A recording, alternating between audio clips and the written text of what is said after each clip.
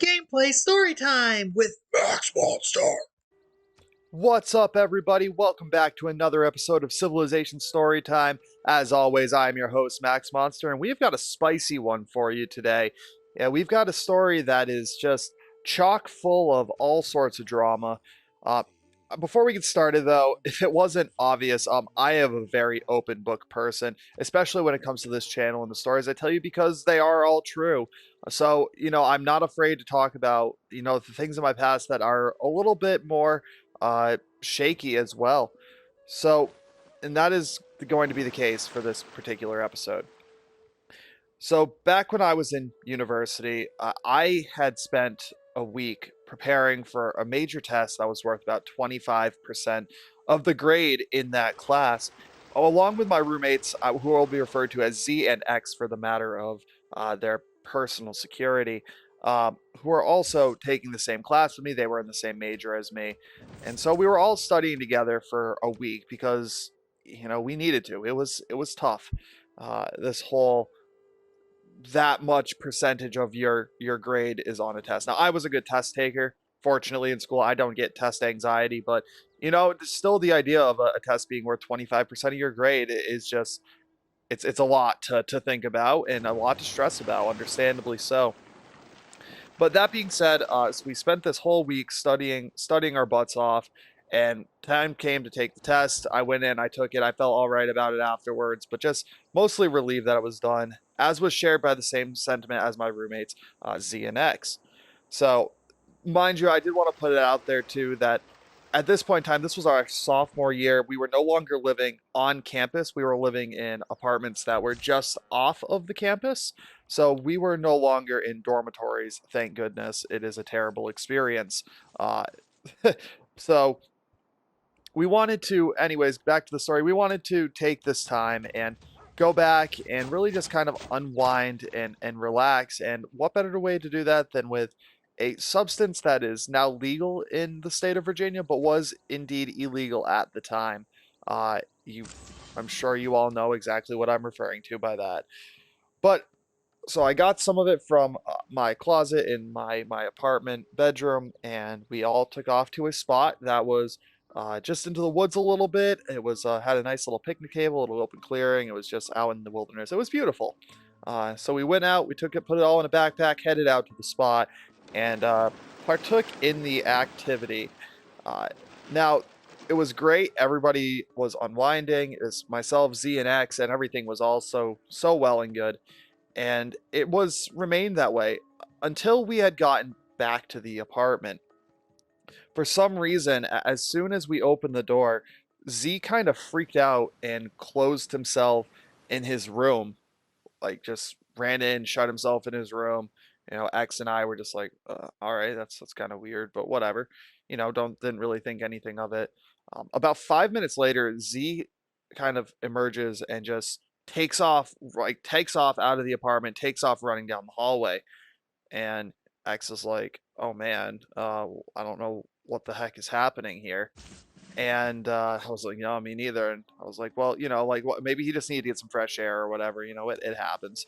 Uh, so we just kind of wrote it off and considered just watching some TV, hanging out, all that good stuff. And all was fine for about 20 minutes. And then there was a knock on our door. And I was like, "Oh man, well, maybe Z is back. Maybe he forgot his keys. He was in such a hurry." And I opened the door, and there were two policemen standing behind it. I didn't really know what to think. I just looked. I was like, "Is there anything I can help you with, officers?" And they said that they had reason to believe that I was in possession of a substance, which was, as mentioned, illegal at the time, and I was underage to have. So, uh, I looked at X and I was like, just looked back at the officers and was like, "Yep, I do." And I went to my bedroom and I collected the supplies and I handed them over willingly. It was not very much, mind you. It was definitely less than even a dime worth, and it was just a pipe that was with it.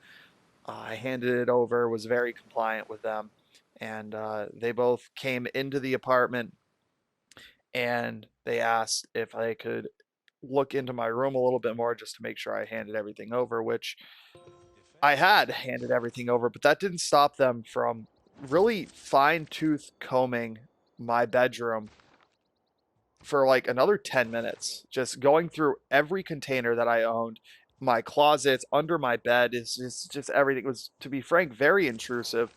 And looking back on it now, it felt a bit excessive. I understand why they had to be that intensive with it, but at the same time, I just didn't really, and to this day, I don't really agree with how aggressive they were in terms of this.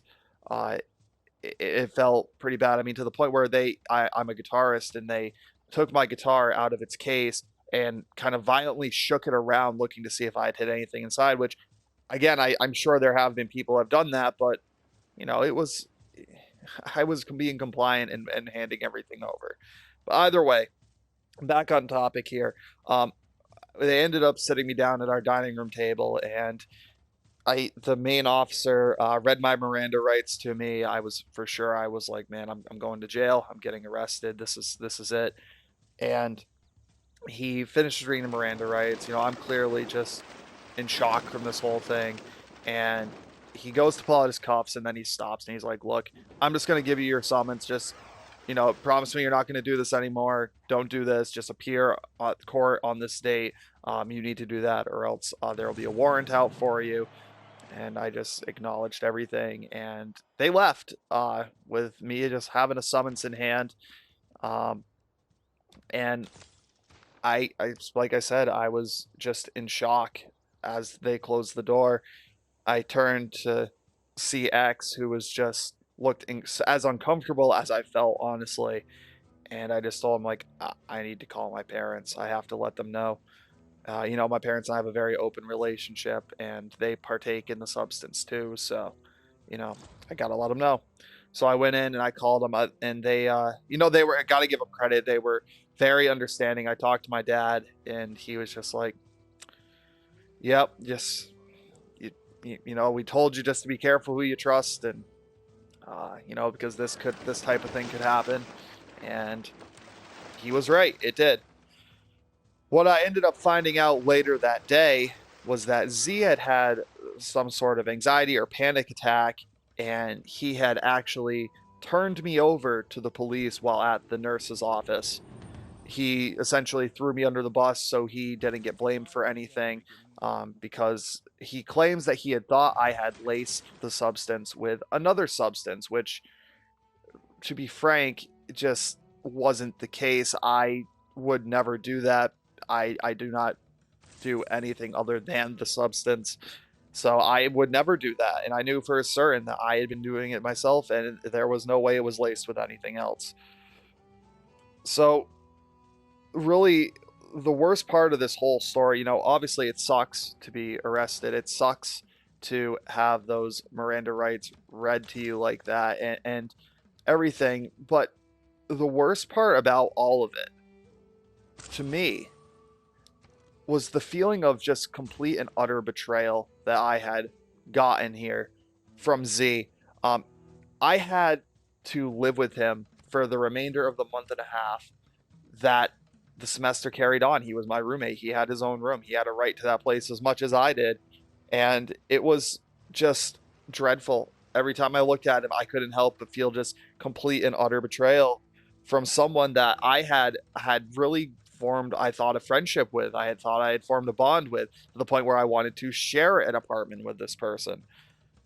And now every time I saw him, I just couldn't help but feel that complete and utter betrayal. Now, fortunately, I will say, when time came for me to go to court, the judge was very lenient to me, and he was understanding, and he basically just gave me a fine. I believe it was right around $1,000. Um, and I also had to do 50 hours of community service and attend a drug rehabilitation program.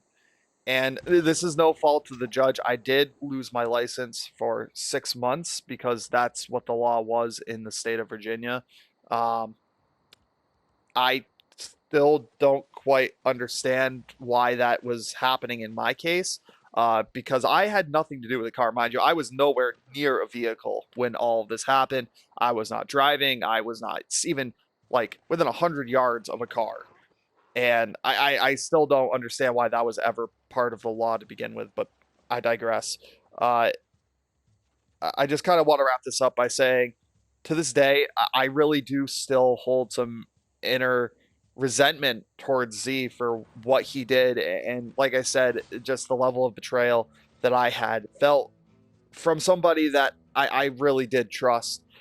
And I guess my lesson, much as my father had told me back in the day, I will just reiterate to you, just be really careful who you trust out there, guys.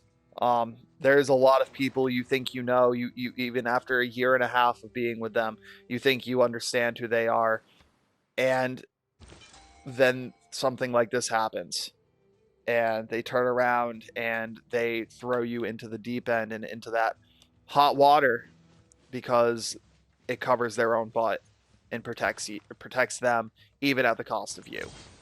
So that is our story for the day, guys. I wanted to share with you a little bit of just my personal life and my personal experience when it came to being on the not so great side of the law.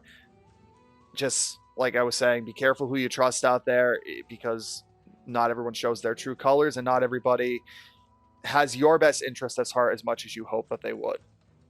But anyways, guys, thank you so much for tuning into another episode here. I hope you enjoyed it. If you enjoyed the video, give us a like, give us a subscribe if you haven't. I love always hearing from you guys, so feel free to leave a comment in the comment section below. Get a little dialogue going, and I can't wait to bring you guys the next video. So we'll talk soon, and have a good rest of your day, all right? See ya!